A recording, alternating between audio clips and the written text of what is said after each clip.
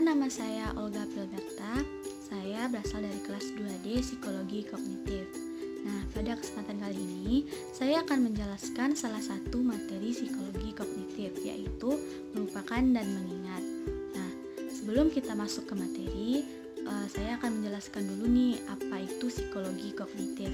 Pasti teman-teman sebagian ada yang udah tahu, ada yang belum tahu nih. Jadi, psikologi kognitif adalah cabang ilmu psikologi yang mempelajari proses mental seperti perhatian, penggunaan bahasa, daya ingat, persepsi, pemecahan masalah, kreativitas, dan pola pikir.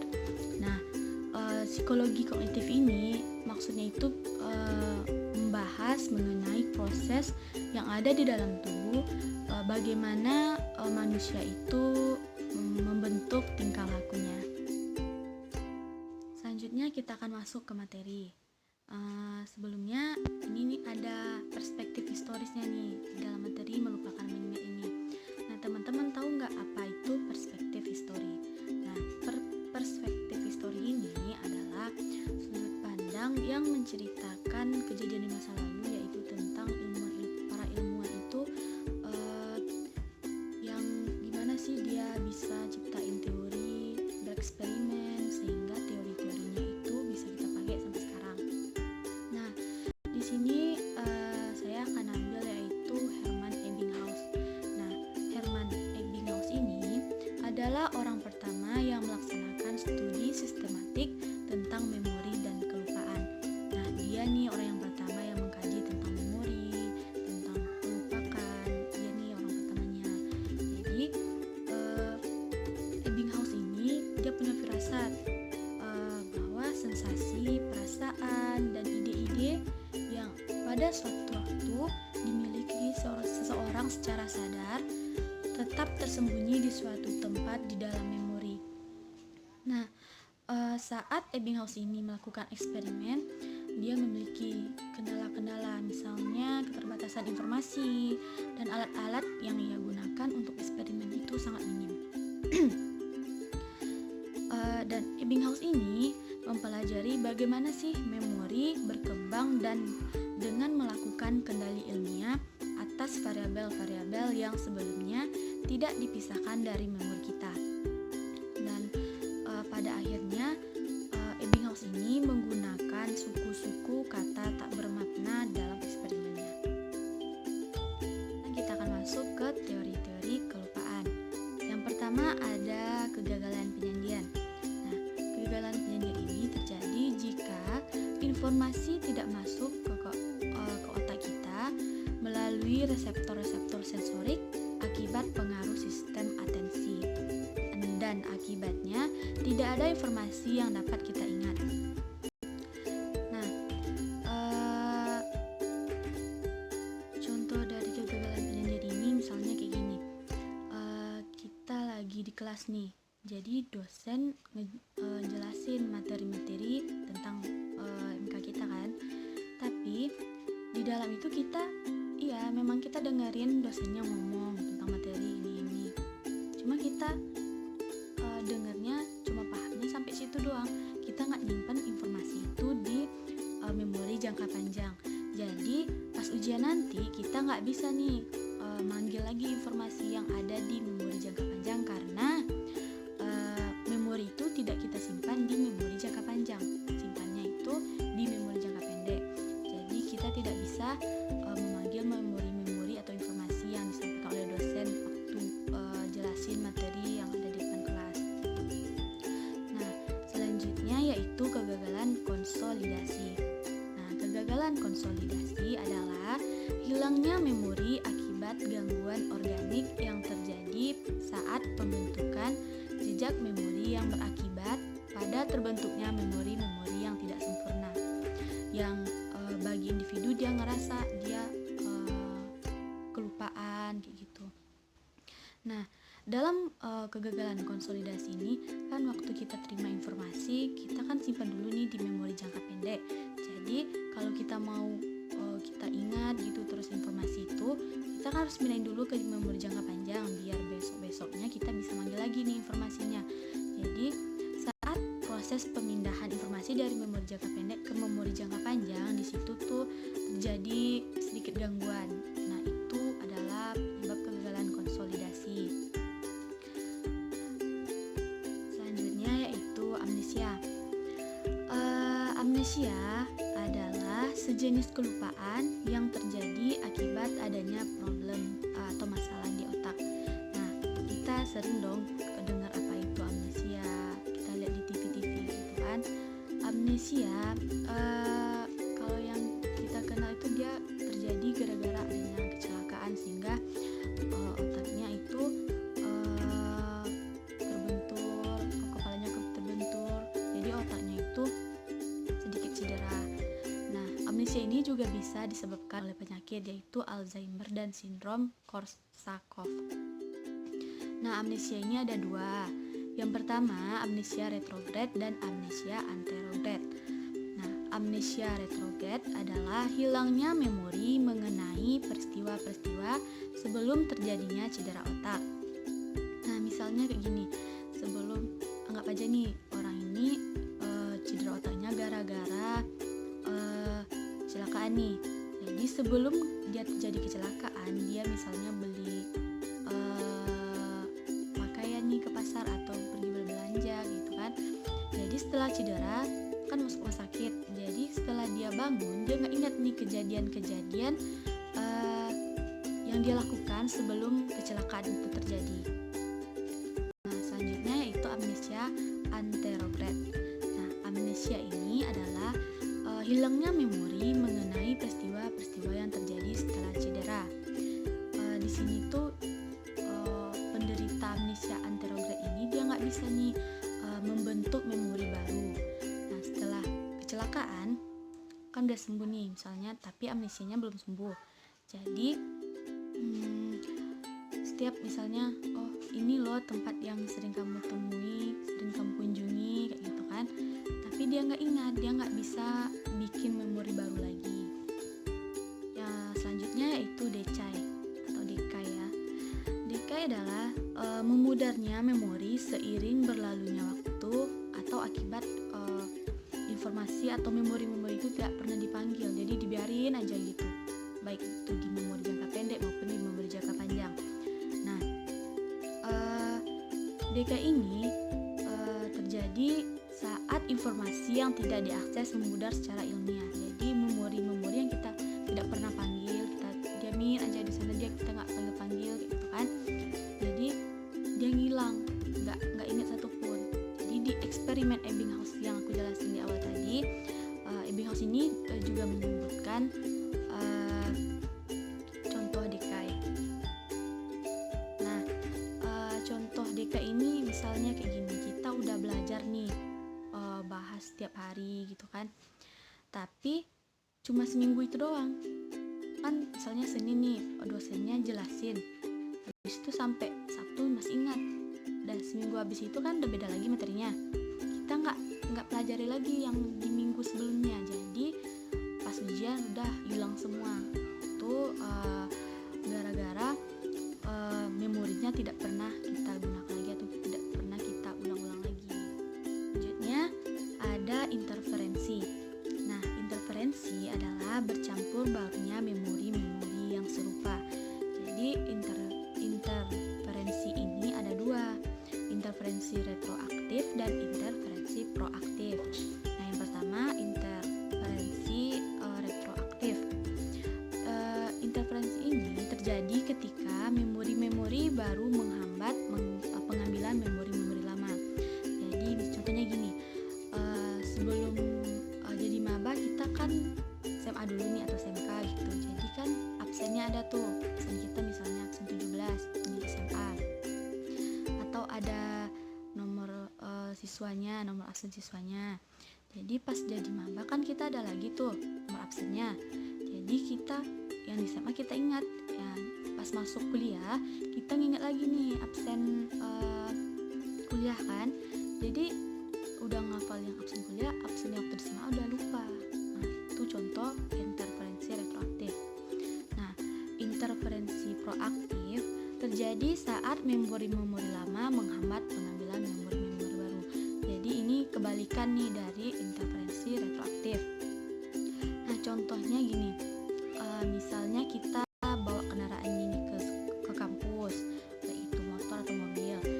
Jadi jarak kampus sama jalan utamanya itu agak sedikit jauh, dan di dekat kampus itu nggak ada pohon, jadi kita nggak bisa dong neduhin kendaraan kita. Jadi kita putusin untuk parkirnya itu di samping jalan utama, karena situ ada pohon-pohon besar. Jadi udah kebiasa ini parkirnya di situ. Jadi beberapa tahun setelah itu pihak kampus bikin parkiran dekat kampus, udah dikasih atap, jadi lebih dekat kita ke kampusnya. Gara-gara udah kebiasaan parkir di bawah pohon, jadi kita mikirnya, oh hari ini aku parkir dekat kampus aja deh. Jadi kita parkir dekat kampus nih. Setelah pulang kampus, kita masih jalan nih ke pohon. Kita masih mikir, oh aku kan parkirnya di bawah pohon. Jadi ke sana, nyampe sana kendaraannya nggak ada. Jadi kita masih pakai memori lama, padahal kita udah mindahin kendaraan kita di dekat kampus. Selanjutnya ada kegagalan pengambilan. Nah, kegagalan pengambilan adalah ketidakmampuan menemukan isyarat memori yang diperlukan bagi pengambilan memori tersebut. Jadi kondisi ini bisa bersifat temporer, namun dalam kasus-kasus tertentu ini juga bisa bersifat jangka panjang. Nah, selanjutnya yaitu kelupaan yang disengaja. Kelupaan yang disengaja ini adalah represi yang disadari terhadap memori yang pada umumnya dilakukan seseorang untuk menghindari pengalaman-pengalaman traumatik. Misalnya gini, misalnya kita 2 tahun yang lalu mengalami kecelakaan, jadi kita trauma nih, nggak mau lagi bawa kendaraan gitu kan. Jadi sekarang kita mau coba lagi, kita harus bisa menghilangkan memori-memori itu sehingga kita bisa memberanikan diri untuk bawa kendaraan lagi. Yang terakhir yaitu ada represi. Represi adalah tindakan mendorong pemikiran-pemikiran, memori-memori atau perasaan-perasaan yang mengancam keluar dari kesadaran. Nah, contohnya ini misalnya, jadi memori yang ada di represi ini maksudnya itu memori-memori yang menyangkut memori yang menyakitkan atau memori yang bikin trauma nih bagi seseorang. Jadi misalnya kayak anak kecil nih, dulu waktu kecil dia pernah mengalami pelecehan seksual. Jadi waktu besar dia trauma nih. Jadi dia berusaha membuang pikiran-pikiran itu supaya dia bisa lebih percaya diri lagi, lebih nggak takut lagi sama orang. Jadi dia harus mendorong pikirannya itu keluar dari pengalaman-pengalaman waktu kecilnya. Sekarang kita akan masuk ke materi selanjutnya yaitu mengingat. Teman-teman pasti tahu dong apa itu mengingat. Setiap kita mencoba memanggil informasi yang ada di memori, baik itu memori jangka panjang maupun memori jangka pendek, itu disebut kita mengingat. Kita mengingat informasi-informasi yang sudah lalu, jadi kita simpan di memori kita, jadi itulah yang disebut mengingat. Nah, baik mengingat ataupun melupakan dikendalikan oleh proses-proses neural yang mengatur seluruh proses tersebut tanpa upaya sadar. Jadi waktu kita mengingat, waktu kita melupakan, itu kita nggak sadar. Sekarang masuk ke materi terakhir yaitu faktor-faktor yang meningkatkan kinerja memori. Nah, kinerja memori ini juga bisa ditingkatkan loh. Salah satunya kita bisa lihat dari fase tidur. Nah, fase tidur itu ada 2, fase tidur non-REM sama fase tidur REM. Teman-teman tahu nggak apa itu fase tidur non-REM dan fase tidur REM? Nah, kalau fase tidur non-REM itu dimana tidur kita itu udah nyenyak, kita nggak ada mimpi, kita nggak ada nih, biasanya kan orang ada ngigau atau ngomong-ngomong sendiri waktu tidur, atau mimpi buruk, kebangun tengah malam, itu orangnya tidurnya nggak nyenyak. Jadi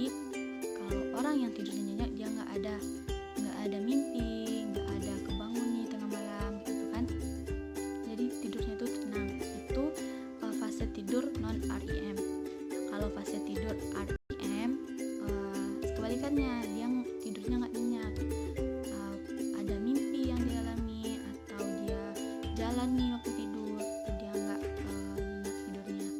Jadi kalau fase tidur non REM bisa membantu kinerja memori deklaratif, dan fase tidur REM bisa membantu kinerja memori prosedural.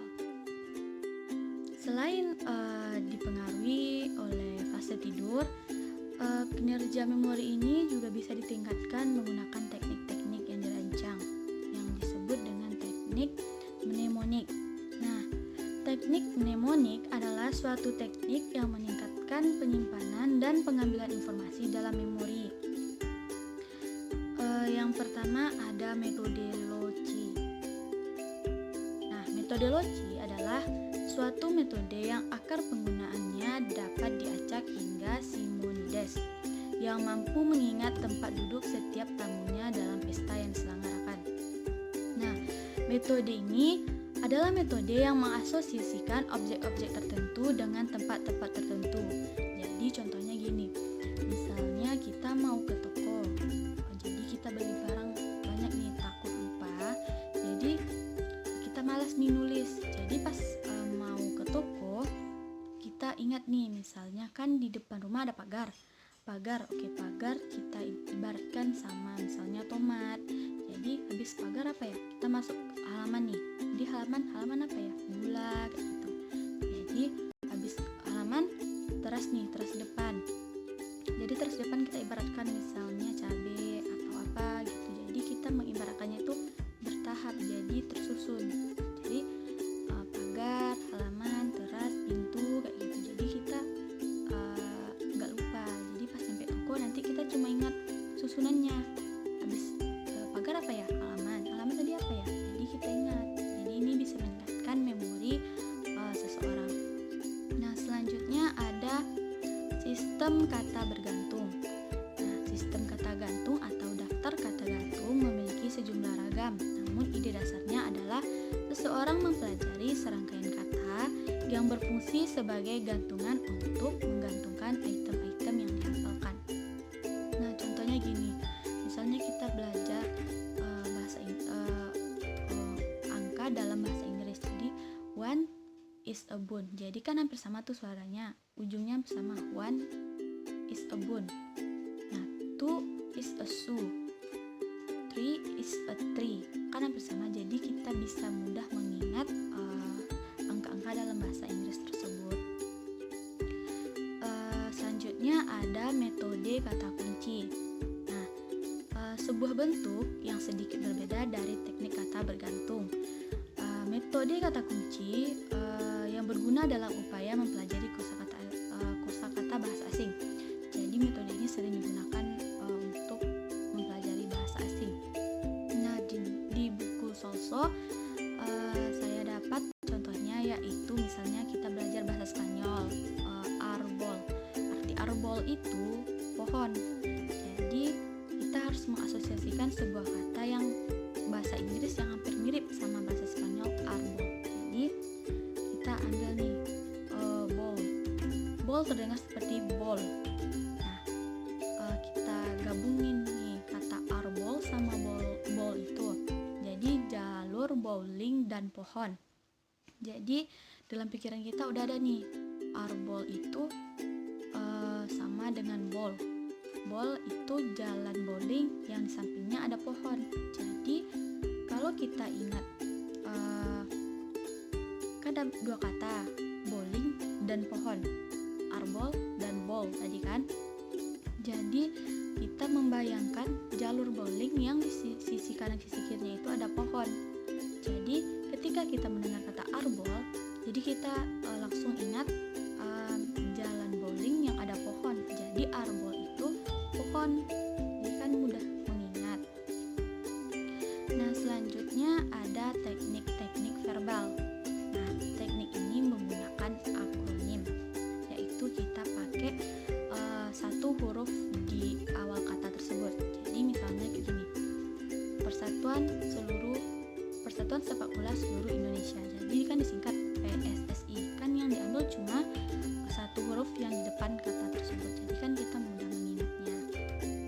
Semoga materi yang saya sampaikan mengenai melupakan dan mengingat bisa teman-teman pahami, dan semoga teman-teman bisa mengerti apa yang saya sampaikan.